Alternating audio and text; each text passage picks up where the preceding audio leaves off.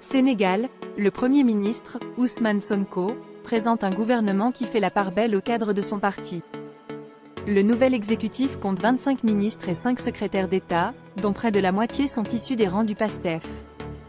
La principale surprise vient de la nomination de 2 militaires à des postes régaliens, les forces armées et l'intérieur. Un gouvernement de « rupture ».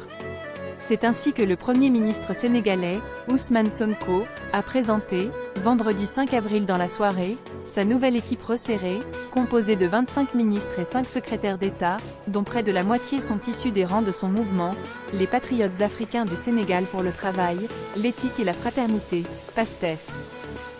C'est un gouvernement qui incarne le projet, une transformation systémique plébiscitée par le peuple sénégalais le 24 mars 2024, à travers l'élection au premier tour avec 54,28% des suffrages, de Bassirou Diomaye Faye à la présidence, a déclaré Ousmane Sonko. La principale surprise vient de la nomination de 2 militaires à des postes régaliens. Le général Birame Diop, ancien chef d'état-major, a été placé à la tête des forces armées, et le général Jean-Baptiste Tine, ancien haut commandant de la gendarmerie nationale, à l'intérieur. Les militaires ne sont pas politiques, ils sont au-dessus de la mêlée, estime l'analyste Abdou Radrello, pour qui ces nominations traduisent la volonté du nouveau pouvoir de confier des ministères clés à des personnalités incarnant une forme de neutralité politique. Comme, en 2000, quand un général avait été nommé au ministère de l'Intérieur pour organiser l'élection présidentielle qui a conduit à la première alternance au Sénégal. Censé lui aussi porter un pouvoir régalien moins partisan que pendant le dernier mandat de Macky Sall, le nouveau ministre de la Justice, Ousmane Diagne, est un ancien procureur général à la Cour d'appel de Dakar, connu pour son sérieux. En dehors de ces nominations, une place importante est donnée au cadre du PASTEF, parti créé en 2014 qui n'a encore jamais exercé le pouvoir. Au total, 13 membres du gouvernement sont issus du mouvement, dont plusieurs poids lourds.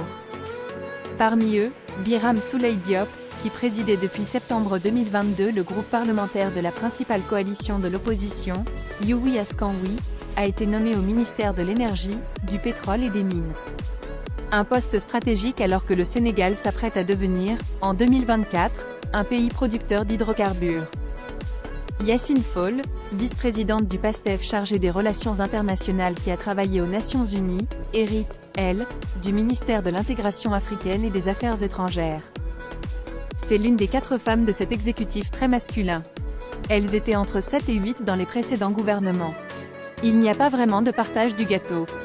Beaucoup d'acteurs historiques du PASTEF ne sont pas dans le gouvernement.